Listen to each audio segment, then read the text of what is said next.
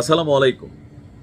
সারা বাংলাদেশের মানুষ প্রকৃত ঘটনাটা জানতে চাচ্ছিল যে কেন 5ই আগস্ট সেই ঐতিহাসিক জুলাই উদযাপন দিবসে আমাদের এনসিপির যে 5জন নেতা আছেন বা নেত্রী সহ কানেক্টেড তারা কক্সবাজারে রিল্যাক্সের জন্য গিয়েছিলেন।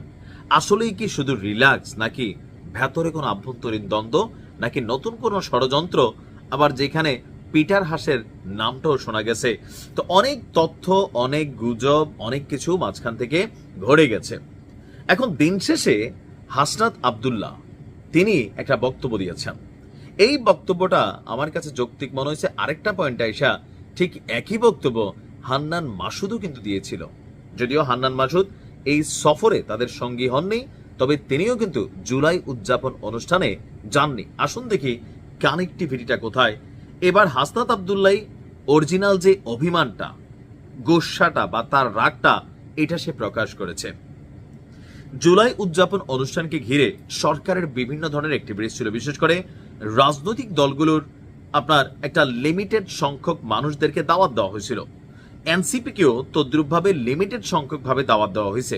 এখন যাদের দাওয়াত দেওয়া হয়েছে সেখানে হাসনাত সাজিশা যাইতে পারতেন, কিন্তু হাসনাত দা ব্লুটুথ বয়, ভাল লাগে ছেলেটারে, সোজা সাপটা কথা বলে।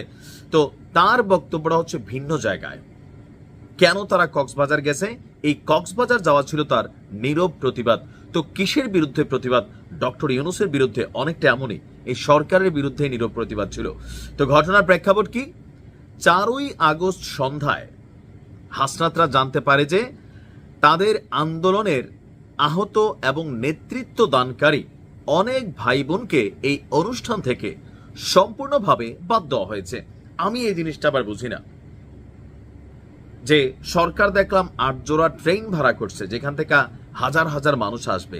তাহলে হাসনাতের যে বক্তব্যটা যে আমাদের আন্দোলনের আহত এবং নেতৃত্ব দানকারী অনেক ভাই বোনকে এই অনুষ্ঠান থেকে সম্পূর্ণ বাদ দেওয়া হয়েছে, এটা কি শুধুমাত্র ইলেক্টেড অথবা সিলেক্টেড ছিল, নাকি না সর্বসাধারণের অনুষ্ঠান ছিল?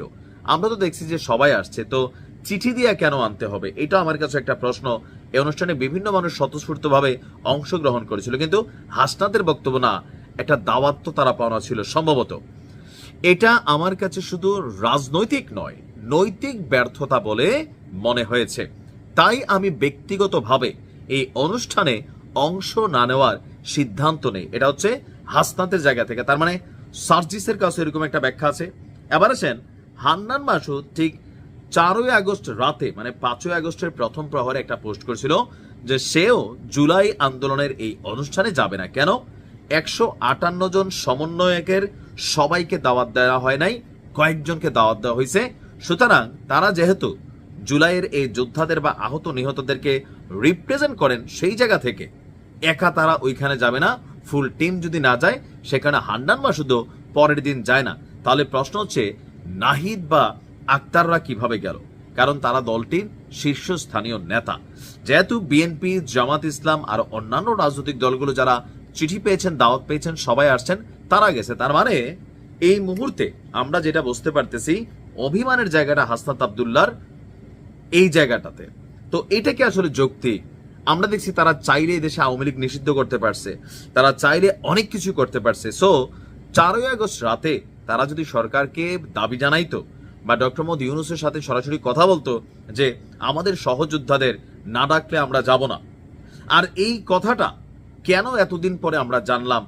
এখন ওই যে থাকে না যে চোর পালাইলে বুদ্ধি পারে, এরকম অনেক সময় মানুষ কথাগুলো বিশ্বাস করে না, আবার যারা তাদের ফলোয়ার আছেন তারা বিশ্বাসও করবেন। কিন্তু বিষয়টা অনেকটা ঝোল পাকাইয়া আমরা রিল্যাক্সেশনে গেছি, জুলাই মাসে আন্দোলন নিয়ে অনেক জায়গায় ঘোরাঘুরি করছি, ক্লান্ত, হোটেল চেঞ্জ করা, মানে এত কিছু না করে প্রথম দিনে 4ই আগস্ট যদি হাসনাত আব্দুল্লাহ ফেসবুকে এই একটা পোস্ট দিত, আপনি বুঝতে পারছেন যে সকালের আগেই সরকার আহত যারাই আছে, যাদেরকে নিয়ে এই প্রোগ্রামে যাওয়ার পরিকল্পনা ছিল হাসনাতের, সবাইকে দাওয়াত দিত। এটাকে আপনি মানেন?